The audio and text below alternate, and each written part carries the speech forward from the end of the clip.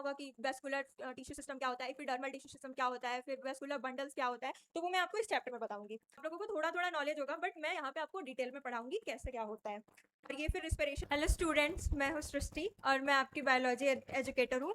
मैं आपको बायो पढ़ाने वाली हूँ और आज मैं खुद का इंट्रोडक्शन देने आई हूँ और साथ में सिलेबस डिस्कशन करने के लिए आई हूँ, क्योंकि कोई भी काम करने से पहले प्लानिंग करना ज़रूरी होता है। प्लानिंग के बाद हम एग्जीक्यूट करते हैं उस चीज़ को, ठीक है।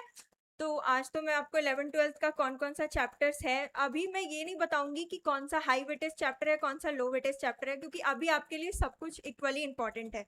जब वो 2-3 महीने बच जाएंगे तब उस पर अपन ध्यान देंगे कि हाँ कौन सा चैप्टर को ज़्यादा करना है कौन सा चैप्टर को कम। अभी आप अपने माइंड में लेके चलो कि सारे चैप्टर्स इंपॉर्टेंट है, हमें सब सारे चैप्टर्स पे अच्छे से पकड़ बनाना है। मैं आपको इतने अच्छे से बायो का एनसीईआरटी लाइन बाय लाइन करवा दूंगी ताकि आप सिर्फ बोर्ड में ही नहीं, नीट का पेपर दो, बीएससी नर्सिंग का पेपर दो, हेल्थ एलाइड कोर्सेज का दो या फिर सीयूईटी का दो, मेरी तरफ से आपको कोई प्रॉब्लम नहीं होगा। बस आपको पढ़ाई करना पड़ेगा, जैसे मैं बोलूंगी वैसे आपको रिवाइज करना पड़ेगा, क्योंकि ये बायो है, बायो में याद करना ज़्यादा इंपॉर्टेंट होता है।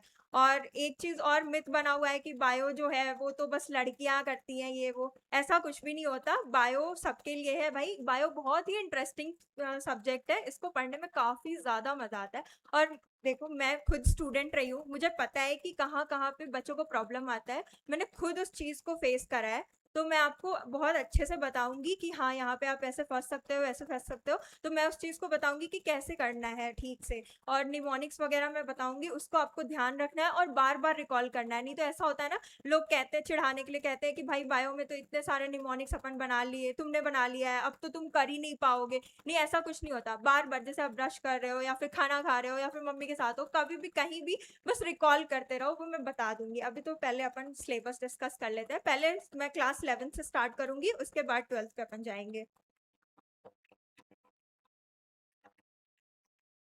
अपना फर्स्ट चैप्टर है लिविंग वर्ल्ड। इसका मैं थोड़ा थोड़ा इंट्रो दे देती हूँ। लिविंग वर्ल्ड में आपको सबसे पहले मतलब साइंटिस्ट के बारे में तो बहुत ज़्यादा इंपॉर्टेंट होता है, एज पर नीट, नीट में तो पक्का आता है।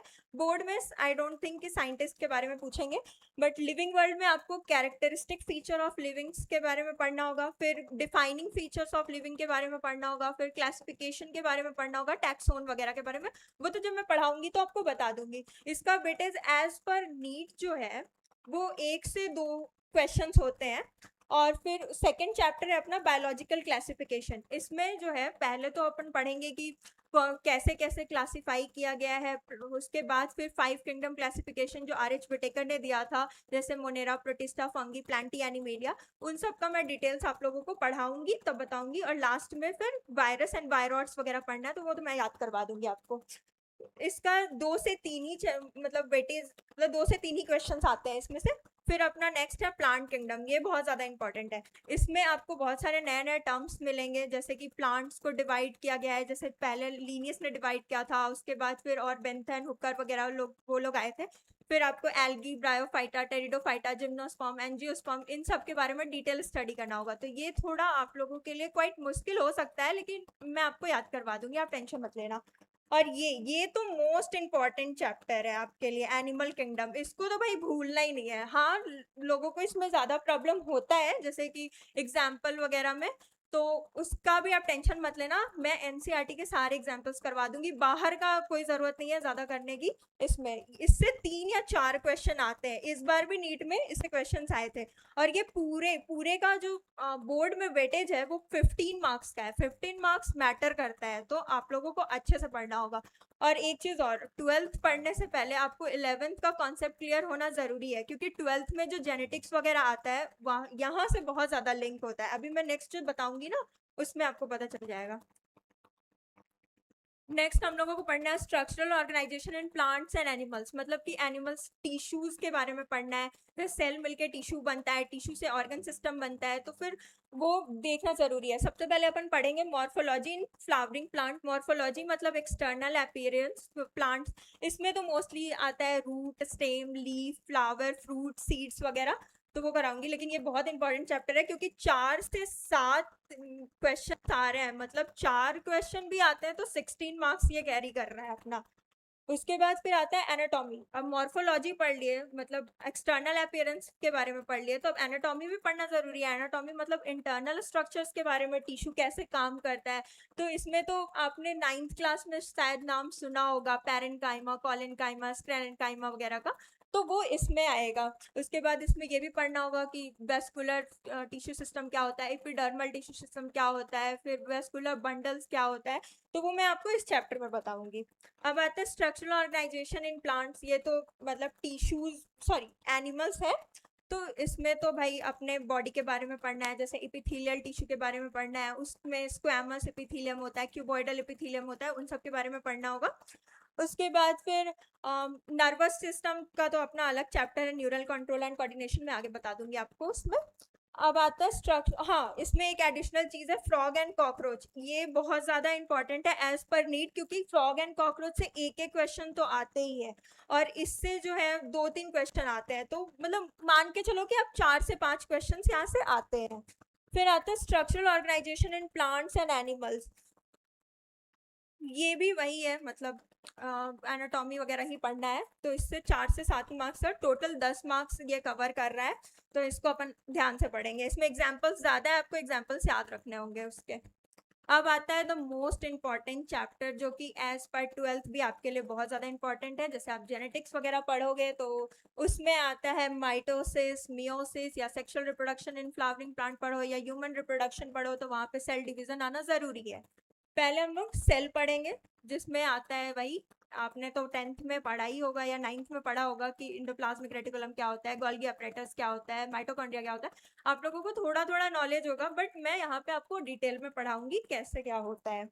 और ये फिर रिस्पिरेशन में भी हेल्प करेगा, क्योंकि रिस्पिरेशन में क्रेव साइकिल आता है। क्रेव साइकिल जो है वो माइटोकॉन्ड्रिया में होता है, तो आपको माइटोकॉन्ड्रिया का अगर स्ट्रक्चर नहीं पता होगा तो फिर कैसे आप समझ पाओगे कि ईटीएस कहाँ पे होता है, तो मैं बता दूंगी। सेल साइकिल मैंने पहले ही बोला कि ये बहुत ज़्यादा इंपॉर्टेंट चैप्टर है। बायोमोलिक्यूल्स, ये तो अपने केमिस्ट्री में भी आता है, तो अगर आप बायो में पढ़ लोगे तो केमिस्ट्री में आपको प्रॉब्लम नहीं होगा, आप वहाँ पे आराम से कर सकते हो। तो ये बोर्ड में 15 मार्क्स कैरी कर रहा है, तो भाई इंपॉर्टेंट ही है, ये तो मोस्ट इंपॉर्टेंट है, मैं तो बोलूँगी ये मोस्ट इंपॉर्टेंट है। इसको तो भाई पढ़ना ही पढ़ना है। सब आगे चलते हैं। ये वाला प्लांट फिजियोलॉजी, प्लांट फिजियोलॉजी में सबसे पहले आता है फोटोसिंथेसिस हायर प्लांट्स। इसमें थोड़ा दिक्कत हो सकता है, क्योंकि पहले तो आप लोगों को बताया जाएगा कि ऑक्सीजन का डिस्कवरी किसने किया है, फिर वो बताया जाएगा कि मतलब कौन सा क्लोरोफिल ए क्लोरोफिल बी किस वाले लाइट पे ज़्यादा अच्छे से वो करता है, लाइट को एब्जॉर्ब करता है। फिर लाइट रिएक्शन पढ़ाना होगा, फिर डार्क रिएक्शन जिसमें C3 cycle, C4 cycle, then factors के कौन कौन सा अफेक्ट करता है फोटोसिंथेसिस को। तो ये सब, ये थोड़ा आपके लिए नया हो सकता है, लेकिन मैंने बोला ना कि मैं आपको इतना करा दूंगी कि आपको प्रॉब्लम तो नहीं होगा। अब आते हैं respiration in plants. Respiration in plants में वही जो मैंने बोल रहा था, ग्लाइकोलिसिस इंपॉर्टेंट है, क्रेब साइकिल इंपॉर्टेंट है, TCA साइकिल इंपॉर्टेंट है, तो वो सब थोड़ा याद करना पड़ेगा, थोड़ा ट्रिकी चैप्टर है ये। और प्लांट ग्रोथ एंड डेवलपमेंट में पहले ग्रोथ में बताऊंगी, उसके बाद डेवलपमेंट बताऊंगी, उसके बाद फिर कौन कौन से हार्मोन्स हैं जो कि ग्रोथ एंड डेवलपमेंट में हेल्प करते हैं। अभी आप नाम सुन लो, याद करने की जरूरत नहीं है, जैसे ऑक्सीन, साइटोकाइनिन, इथाइलिन, ये सब वगैरह, ये सब पढ़ेंगे हम लोग, ठीक है। अब आगे चलते हैं ह्यूमन फिजियोलॉजी में, जो कि सबसे ज़्यादा जिसका वेटेज होता है एज पर नीट या फिर कॉम्पिटिटिव एग्जाम में। ये जो है ये आप लोगों का वो 12th में पढ़ने में ज़्यादा हेल्प करेगा, लेकिन एज पर नीट ये बहुत ज़्यादा बड़ा वास्ट होता है, और ये बहुत ज़्यादा वेटेज देखो, 1 से 3, 1 से 2, 2 से 3 क्वेश्चन आ रहे हैं। पहले अपन डाइजेशन भी था, लेकिन अब वो सिलेबस से हट चुका है CBSE के, तो पढ़ने की ज़रूरत नहीं है। तो हम लोग अपन ब्रीदिंग से स्टार्ट करेंगे। तो breathing and exchange of gases में ब्रीदिंग बोल रही हूँ मैं, तो आप तो समझ ही रहे हो कि कैसे सांस लेते हैं, कहाँ से लंग्स में जाता है, फिर वहाँ प्योरीफाई होता है, उसके बाद ट्रांसपोर्ट होता है, फिर यूज होता है, ये सब ध्यान रखना होगा। अब आगे बढ़ते हैं, बॉडी फ्लूइड एंड सर्कुलेशन। इसमें अपन ब्लड के बारे में पढ़ेंगे कि ब्लड सर्कुलेशन कैसे होता है, हार्ट डबल सर्कुलेशन पढ़ना होगा, ये सब मैं आपको बता दूंगी, आप टेंशन मत लो। अभी ये सुन के आप घबराना मत कि भाई इतना पढ़ना है उतना पढ़ना है, नहीं, अभी मैं बस ओवरव्यू दे रही हूँ, ताकि आप लोगों को मतलब समझ आ जाए कि हाँ इतना इतना पढ़ना है, पढ़ना तो पड़ेगा भाई। अब 11th में तुमने बायोलॉजी लिया है, तो बिना पढ़े तो काम कहीं नहीं चलता है, तो यहाँ भी नहीं चलेगा। अब excretory product and it's elimination, इसमें आपको किडनी, पहले तो किडनी के के बारे में बताऊँ, उसके बाद यूरिन कैसे बनता है, फिर डिफरेंट डिफरेंट हार्मोन जो हमारे बीपी को रेगुलेट करता है, और मोस्ट इम्पॉर्टेंट इन सब में यहाँ तक sorry, neural control and coordination तक नहीं, यहाँ तक तो आप लोगों को डिसऑर्डर्स आएंगे, जैसे इस वाले ब्रीदिंग में स्थमा आएगा, फाइब्रोसिस आएगा, तो डिजीज इंपॉर्टेंट है। नीट में डिजीज से ज़्यादा क्वेश्चंस आते हैं, इसमें हार्ट अटैक के बारे में होगा, फिर वो क्या कहते हैं, हार्ट अटैक, हार्ट फेलियर, ये सब के बारे में आपको पढ़ना होगा। और इसमें तो अभी सबसे ज़्यादा किडनी फेलियर का प्रॉब्लम चल रहा है, तो डायलिसिस वगैरह आपको मैं बताऊंगी। न्यूरल कंट्रोल एंड कोऑर्डिनेशन में आपको ब्रेन के बारे में पढ़ना होगा, ब्रेन में जैसे कि सेरिबेलम, डायनसेफेलॉन, ये सब तो वो मैं आपको पढ़ाते जाऊंगी, ज़्यादा हार्ड नहीं है, सब एनसीईआरटी में बोली ना, लाइन बाय लाइन आपको करवाऊंगी, एनसीईआरटी में कहीं कोई प्रॉब्लम नहीं होगा।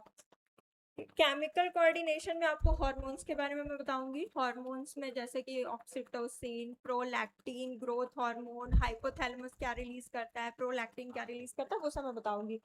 अब ये आता है लोकोमोशन एंड मूवमेंट, कि अपन कैसे मूव करते हैं, किसको किसको लोकोमोशन कहेंगे, किसको मूवमेंट कहेंगे, दोनों में डिफरेंस क्या होता है, फिर कैसे हमारा मसल्स मूव करता है, फिर मैं आपको बोन्स के बारे में बताऊंगी, जो हमारे बॉडी में 206 हड्डी होते हैं उनके बारे में बताऊंगी आपको।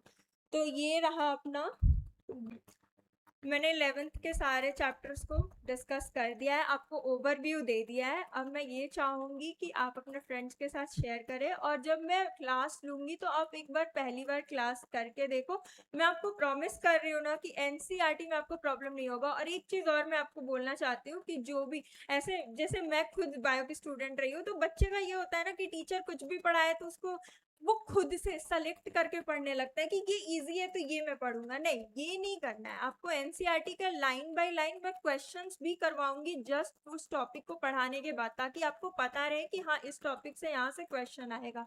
तो प्लीज एक बार जब मैं वो करूँ, पढ़ाऊँ, तो आप एक बार देखो मेरा कंटेंट, आपको अगर अच्छा लगता है तो फिर आगे मेरे से पढ़ना, मैं तो अब पूरे साल पढ़ाऊंगी आपको, आपके साथ ही रहने वाली हूँ।